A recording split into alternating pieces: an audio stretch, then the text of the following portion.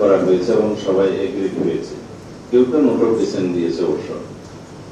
সেই 10% আসলে তখন 30টা সিট হবে, কিন্তু বিদ্যমান 50টা সংরক্ষিত আসন থেকেই যাচ্ছে, তখন সেটা হবে 80টা।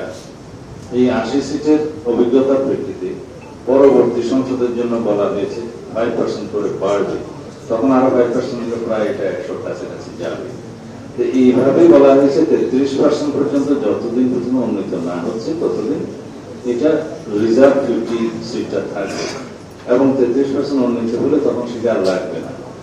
আমাদের প্রস্তাবিত 100 আসন উন্নীত করার মহিলাদের নারী আসনটা এইবার, এখন গ্রাজুয়ালি না গেলে অন্যান্য রাজনৈতিক দলের মতামত নিতে হবে, তাদেরকেও একসাথে নিতে হবে, এবং আমাদের সমাজের রাষ্ট্রের নারী সমাজের অগ্রগতির বিষয়টাও আমাদেরকে নজরে রাখতে হবে। বিশ্ববিদ্যালয়ের ইলেকশনের কথা বললেন, বিশ্ববিদ্যালয়ের ইলেকশন আর জাতীয় সংসদের গ্রাম পর্যায়ের ইলেকশন এক নয়। এখানে আমাদের দেশের সামাজিক বাস্তবতা হচ্ছে এখনো পর্যন্ত প্রায় 90% বেশি মহিলা প্রধানশীল বলা যায়। আমরা তো নির্বাচন করি মাঠে ঘাটে হাঁটতে চাই না, বাড়ি থেকে বেরোতে চাই না। আমরা 33% মহিলা participation in all committees in all levels এখনো করতে পারেনি, 10% করতে পারেনি, বিকজ পাওয়া যায় না। তো সমাজের অগ্রগতি, নারী সমাজের অগ্রগতি, শিক্ষার অগ্রগতি,